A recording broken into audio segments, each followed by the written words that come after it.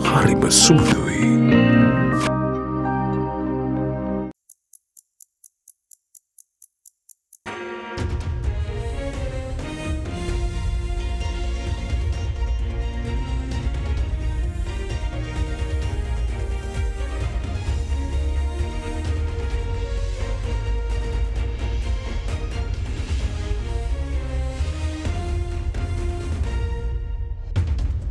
Tonight, on First at 9 this Tuesday, the 9th of January 2024.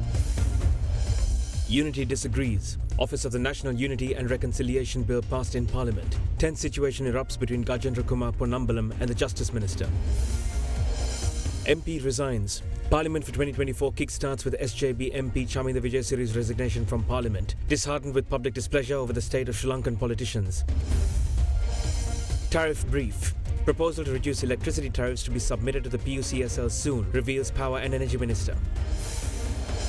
Cabinet decisions. New investment zones to be established in several provinces. Concurrently, the government reveals reasons behind the approval for cost of living allowances. ඔබේ විශ්වාසය දෙනු සෙන්සුරයින් දැන් ළඟමැති ෆාමසියෙන් ලබාගත හැක.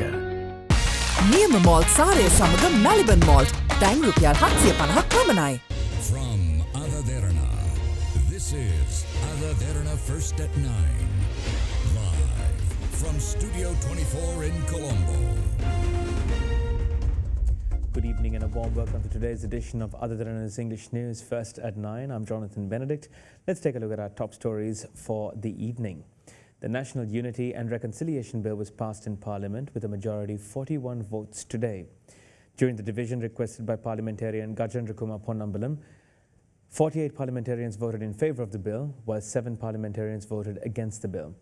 This bill is expected to provide statutory recognition to the Office of National Unity and Reconciliation that was first established in 2015.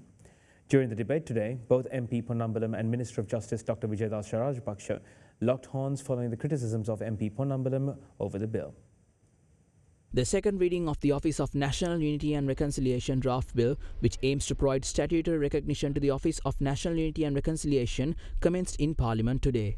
මේ රටේ ජාතික සමගිය කියන එක මේ අවස්ථාව වෙනකොට අත්‍යවශ්‍යම මාතෘකාවක් බවට පත් වෙලා තිබෙනවා. ජාති ආගම් කුලමල ભેදයකින් තොරව ශ්‍රී ලාංකික අනන්‍යතාවය හරහා ජාතික සමගිය අපි ඇති කරන්න ඕන. ඒ ජාතික සමගිය ඇති කරොත් විතරයි ඔය අපි කතා කරන ආර්ථික ප්‍රතිලාභ අනිකුත් ප්‍රතිසංස්කරණවල ඵලදායතාවයක් ජනතාවට ලැබෙන්නේ. Now this law, honourable presiding member, makes the president the appointing authority to the members of this office on the advice of the minister. So what's the point in this office? There's absolutely nothing that is going to come about it. This office has nothing to do with reconciliation. It is essentially an office that is being created where you can have the government decide unilaterally on what they think is reconciliation and then take it to the grassroots and force it down the throats of a reluctant population. Gajendra Ponnambalam was making his speech. He made some reference about me, saying that I think that this country must be ruled according to the wish of Sinhalese and Sinhala Buddhists. It is not my view or that is not my system. It is you who think that this country must be ruled like an extremist racist Tamil like you. Your grandfather did it. He insulted each and every Sri Lankan Sinhalese and he is the one who deprived the rights of Tamil. Do you agree? No, I don't. You have to agree. He has to agree. I will show through the Hansard when there was a bill in this parliament in 1949 that is to deprive the rights of Tamil people, 690,000 people. Honorable G.G. Ponnambalam, as a member of this house, he voted for that bill by depriving the voting rights of the Tamil people over 600,000. I know you are a racist. You are an extremist. The only thing what you have done is you have cheated the Tamils in the northern province. You take the votes and come here and that you are having all the comforts at the expense of poor Tamil people in the northern province. Can you tell me a single help that you have extended to the Tamil people in the northern noise? Don't try to disturb. We are trying to establish the peace in this country. Whenever that you want to raise a issue of a racism, you just rush to the parliament. The other times you always in Geneva, Canada, everywhere. And don't try to, disrupt and destroy the future future of the Tamil people and the other people of this country. There must be a limit and you should know who you are. You are a compulsive liar. The law that disenfranchised the upcountry Tamils was Act number 18 of 1948, the Ceylon Citizenship Law. The Tamil Congress voted against it. E.J. Ponnambalam voted against it. If you can prove that, I will resign. One day, reconciliation and peace is an ideal goal for us, all of us. Sri Lankans should work for that. But the first step starts today. Therefore, those who call this as a political gimmick, I would ask them, what do you prefer? Continue, war ended in 2009. The way war ended, we have questions. Everybody has questions. But are we not going to sit down as a civilized nation and members of a state to reconcile ourselves? And this is exactly the question that everybody is trying to avoid. Everybody is trying to play their own political game so that, as they said, this election they can look better. We believe that the composition of the decision making of the board makes me more inclusive rather than one individual actually appointing these members so that it doesn't look participant. The second point I will make is include ex officio representatives from all the other bodies, including Office of the Missing Persons, and if the new commission is coming. If we were to be very serious about reconciliation, we need to address, within transitional justice, we need to address the justice part.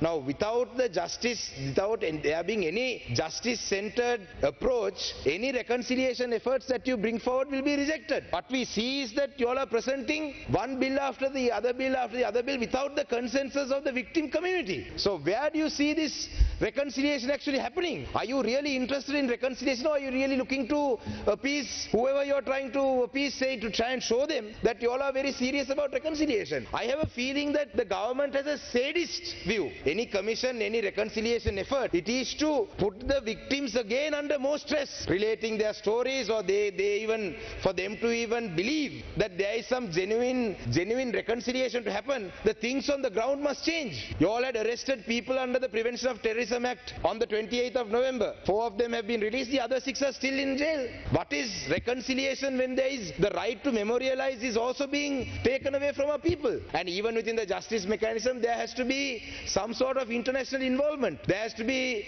international judges, or there has to be international observers. During the tally, 48 parliamentarians voted in favour of the bill, while 7 parliamentarians, including Gajendra Kumar Ponnambalam and Shaniken Rasamanikam, voted against the bill. As a result, the second reading of the bill was passed by a majority of 41 votes. The third reading of the bill, meanwhile, was passed with amendments that were added during the committee stage.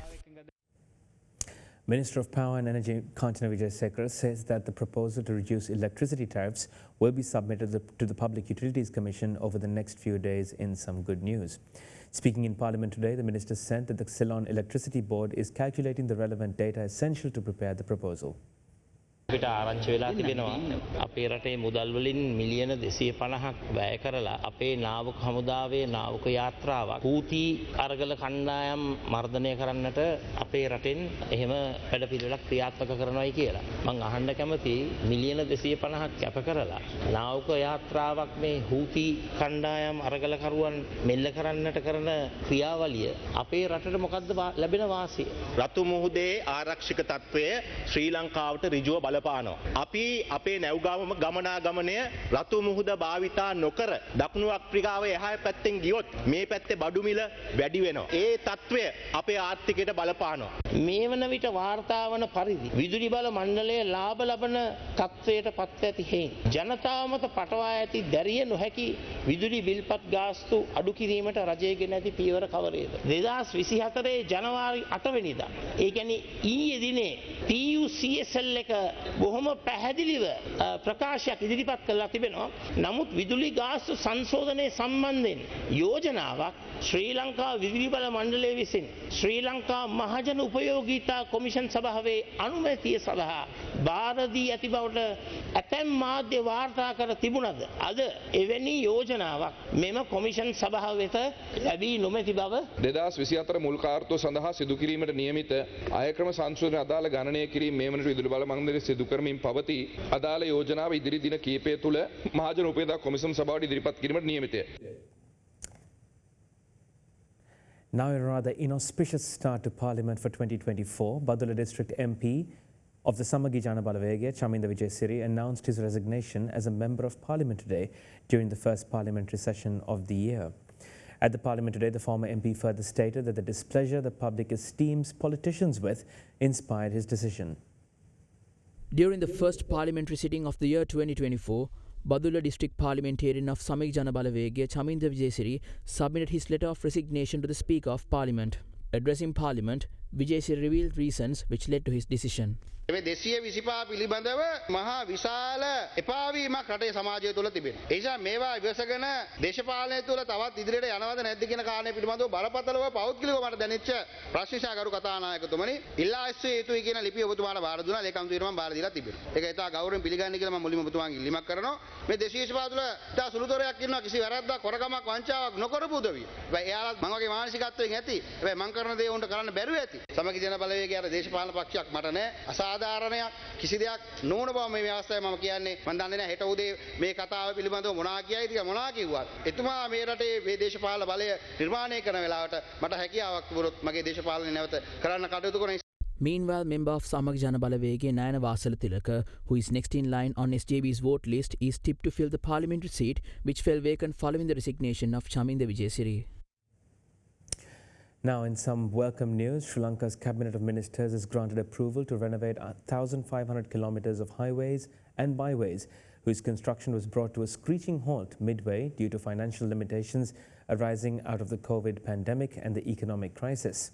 In other news, commenting on the government approval to pay the cost of living allowance for state employees, Cabinet spokesman Bandula Gunawardena says that the decision was taken to protect human capital, which cannot be replaced and is currently under threat given the dire constraints of the country. With that, let's take a look at cabinet decisions that were announced today. During the cabinet meeting yesterday, the ministers gave approval to a set of recommendations by the Financial Commission for providing more meaningful allocations to provincial councils from the national budget for the year.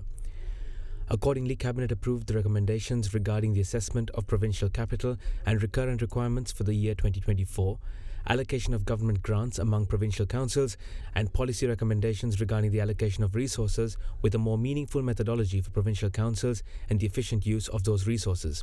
Further, Cabinet approval was given to submit a report with the recommendations of the Financial Commission to Parliament. In another decision, Cabinet approved a proposal by the President to establish a University of Science and Technology with the support of the United States through a public-private partnership by selecting one partner university, including UC Berkeley, UC Riverside, UC Davis, and the University of Michigan. The university is expected to provide an opportunity to utilize modern methodologies, foster global academic linkages, and create an enabling environment for research and development. The Cabinet of Ministers also gave the green light to establish a Sri Lankan embassy in Astana, Kazakhstan. The decision has been made in order to further develop diplomatic relations between the two countries and to integrate with the Central Asian region due to the establishment of the Conference on Interaction and Confidence-Building Measures in Asia, or CICA, which Sri Lanka is a member of in Kazakhstan. The embassy is also expected to promote tourism and cultural cooperation between the two countries. Similarly, approval has also been granted to a proposal by the Minister of Foreign Affairs to reopen foreign missions that were temporarily closed in 2021 and 2022. Accordingly, approval was granted to reopen the Sri Lankan Consulate General's Office in Nicosia, Cyprus, the Sri Lankan Embassy in Baghdad, Iraq, and the Sri Lankan Consulate General's Office in Frankfurt, Germany. Embassies වගේ කරිනවා කියලා කිව්වා.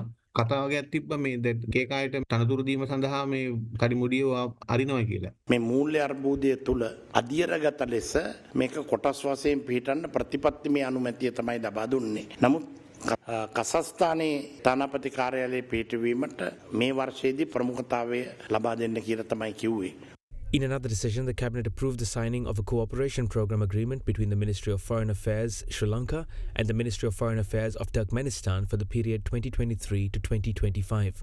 The object of this cooperation program is to strengthen and expand bilateral relations, including a political, economic, and cultural cooperation between the two countries. The Cabinet of Ministers also granted approval to a proposal to enhance 1,500 kilometers of selected highways and byways that construction work had been initiated in under the 100,000 kilometer roads program and was suspended halfway due to the inability to fund the projects. The total cost estimated for this is 20 billion rupees and is scheduled to be completed within the first 6 months of the 2024 year. සෑම පාර්ලිමේන්තුව නියෝජනය කරන මන්ත්‍රීවරයෙක්ටම අවම තරමේ kilometre 12ක්වත් වෙන් කරලා දෙන ආකාරයට මේ කිලෝමීටර් 1500 මාස 6ක් ඇතුළත නිම කරන්නට මූල්‍ය ප්‍රතිපාදන යොදා ගන්නට අනුමැතිය ලැබුණා. ඊට අතිරේකව මහා මාර්ගවලට ගමන් කරන්නම බැරි මාර්ග ආසියානු සංවර්ධන බැංකුවේ ඇමරිකානු ඩොලර් මිලියන 60ක ණයක් ලබලා දීලා තියෙනවා. මීට අතිරේකව ග්‍රාමීය මාර්ග සඳහා තව බිලියන 10ක මුදලක් වෙන් කරලා තියෙනවා මේ වර අයවැය ලේඛනයෙන්. ඒ සියල්ල කටයුතු අපි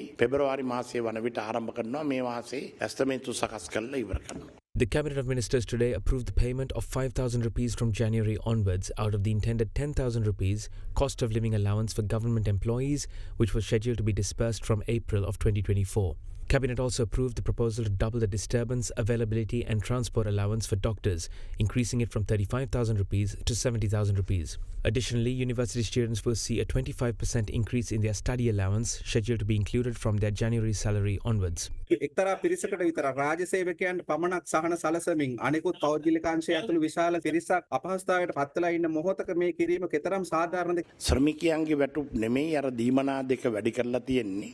මහාචාර්ය ආචාර්යවරු හා වෛද්‍ය විශේෂඥයන්ට ආදේශකයක් නැහැ. ඒවා ශ්‍රමයේ පමණක් නෙමෙයි මානව ප්‍රාග්ධනය. ඉතින් ඒ පිරිස් වලට ඇතිවෙන අසහනයක් වුණොත් ඒක අනිත් සියලුම සමස්ත සමාජයට බලපාන නිසා ඔවුන්ගේ දුක් ගැනවිලි වලට කිසියම් සානදායික උත්තරයක් ලබා නොදුන්නොත් ඔවුන් රට හැරගියොත් ඒ වෙනුවට අපිට යොදාගත හැකි ආදේශකයන් මේ අවස්ථාවේ නැහැ. අනිත් සියලුම දෙනාට සහනයක් ලැබෙනවා. අයවැය පරතරය අඩු වෙලා මේ වැඩපිළිවෙල තව අවුරුද්දක් දෙකක් ක්‍රියාත්මක කළොත් අපි හැමතෙම සහනයක් ලබා දෙන්න පුළුවන්. Commenting on the tax identification number, Cabinet spokesperson Bandulu Gunawardena said that there is no decision to initiate legal action against individuals that do not open a tax identification number file within the given period. දැන් කාටවත් ටින්නම් කිය ලබා නොගත්ත කියලා නඩු පැවරීම් අධිකරණය වෙත ගෙන යාම එහෙම සිද්ධ වීමේ තීන්දුවක් නැහැ. ඒ සඳහා කාලය ලබා දීලා තියෙනවා. අලුත් ක්‍රමවේදයක් හඳුන්වා දෙන්නේ. ඒ සඳහා සෑහෙන කාලයක් ගත වෙන්න ඕනේ. අවිධිමත්ව තිබුණ ක්‍රමයක් විධිමත් ක්‍රමයට ගෙන ඒම ක්‍රයකින් දෙකකින් කරන්නට අමාරුයි. ඒ නිසා තමන්ට ටින් අංකයක් නොලැබුණොත් ප්‍රාදේශීය දේශීය ආදායම් කාර්යාලය තියෙනවා. ප්‍රාදේශීය ලේකම්වරයාට දැනුම් දෙන්න පුළුවන්. දැනට බොහෝ දෙනෙක් ටින් අංකය ගැනීමට පෙළඹීමක් ඇති වෙලා තියෙනවා. ඒක හොඳ තත්ත්වයක්. Now, supplementary medical professionals launched a token strike today in all government hospitals against the government's decision to increase the disturbance, availability and transport or DAT allowance for state-employed doctors by 35,000 rupees. Following the move, the general public was inconvenienced as a result of halted medical operations. Meanwhile, several other health trade unions today announced the launch of a 48-hour token strike tomorrow in support of this. Following the cabinet meeting yesterday, the proposal to double the DAT or disturbance, availability and transport allowance provided to government doctors as proposed by President Ranil Wickremesinghe has been approved by the Cabinet of Ministers. However, opposed to this, a token strike was initiated by professionals of the supplementary medical services today, expressing their discontent with the government's refusal to grant them the DAT allowance of 35,000 rupees. The token strike was launched today at 8 a.m. at all government hospitals.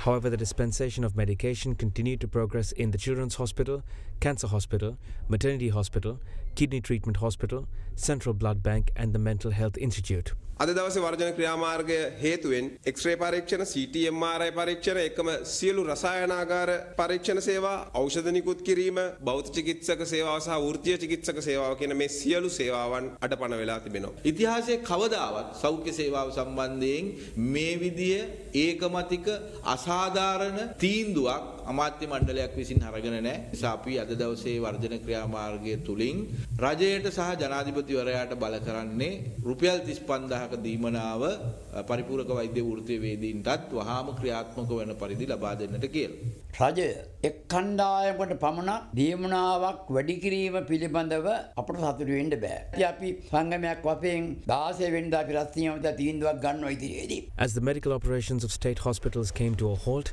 the general public were inconvenienced.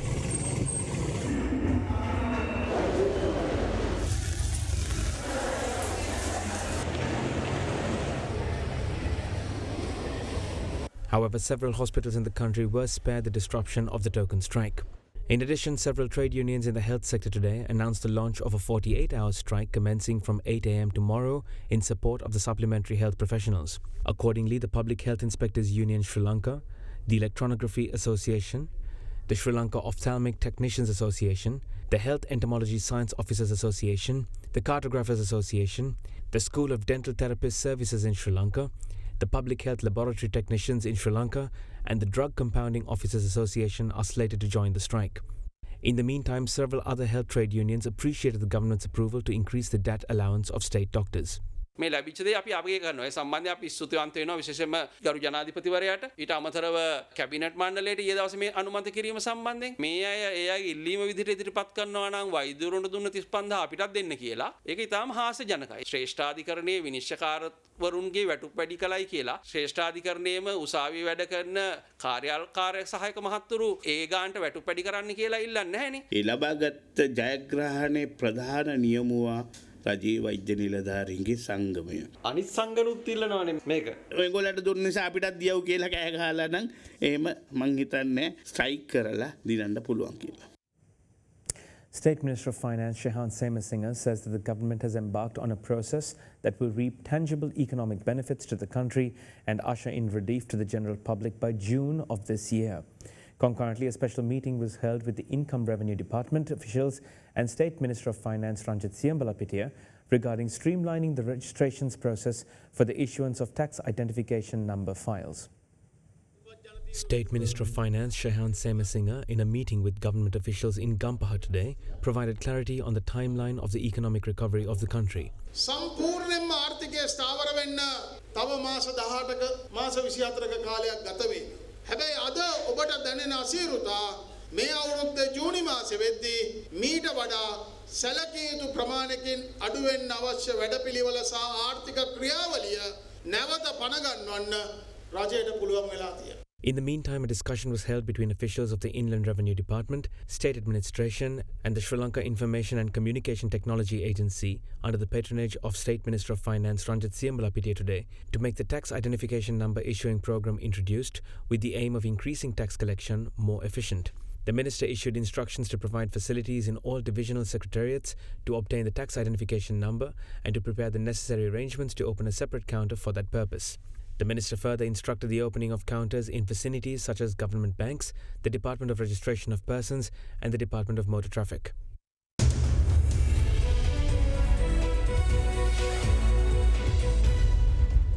Welcome back.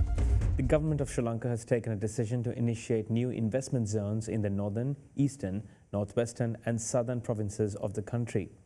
Accordingly, new investment zones will be established in Mankulam on the Paranthan Chemicals Company premises and the Kankasanture Cement Corporation premises. A further 2 investment zones have been proposed to be established in Iranavilla and Trincomalee. It has also been decided to expand the Bingiria and Hambantota investment zones. Sri Lanka shares at the Colombo Stock Exchange closed lower on Tuesday for a second straight day, dragged down by losses in industrial stocks. The CSE All-Share Index closed 0.29% lower to round the day off at 10,719.64 points. John Keel's Holdings plc and CT Holdings plc were the top losers on the index, dropping 0.79% and 3.33% respectively. Trading volume on the index rose to 45.5 million shares from 42.1 million shares in the previous session. Equity market turnover fell to 518 million rupees from 774.6 million rupees in the previous session. Foreign investors were net sellers offloading stocks worth 57.4 million rupees, while domestic investors were net buyers purchasing shares worth 501.2 million rupees. Now let's take a look at how the rupee traded against other major currencies as the day progressed.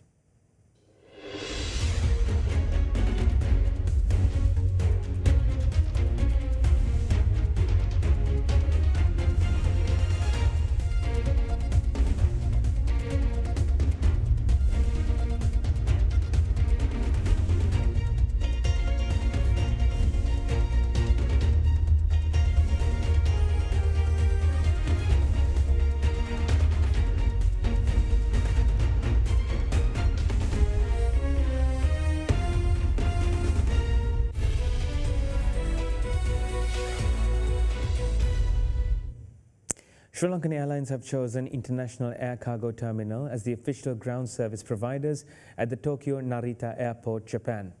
With that, let's take a look at today's corporate news segment for the day. International Air Cargo Terminal Company Limited has been selected as the official ground operations service provider for Sri Lankan Airlines at Tokyo Narita Airport, Japan. The decision has been made following the recommendations by the Standing Cabinet-appointed Procurement Committee, and the service will be obtained from the 1st of August 2024 to the 31st of July 2027. In a significant move to bolster professional development and foster collaboration within the finance and accounting industry, ACCA Sri Lanka and KPMG Sri Lanka recently announced the signing of a Memorandum of Understanding. This strategic partnership aims to strengthen ties between the companies, fostering a shared commitment towards excellence and enhanced methodology in the Sri Lankan business landscape. This collaborative endeavour signifies a commitment to advancing the standards of the accountancy profession, promoting knowledge sharing, and nurturing the next generation of finance professionals in Sri Lanka. The Hambantota International Port rounded off 2023 by proving itself as the fastest growing RORO transshipment port in the region. With 700,000 transshipment vehicles handled, the port marked a significant 26% increase from 2022 figures. The milestone figure was achieved with the Glovis vessel MV Hei Shin V.003B handling 3,626 units for transshipment to Ulsan Port, South Korea. In other corporate news, the board of directors of Horana Plantations PLC announced that the company appointed a new director to its board. As such, MC Bandara Talwata was appointed a non-executive independent director to the company with effect from the 3rd of January 2024. In its corporate disclosure, the company also stated that J.M.J. Pereira resigned from the board of directors with effect from the 31st of December 2023.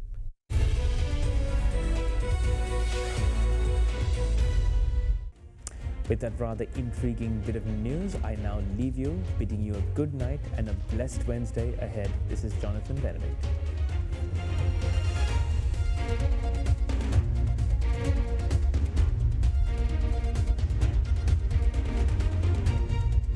For news and information you can trust 24 hours a day, visit AdaDerana.lk.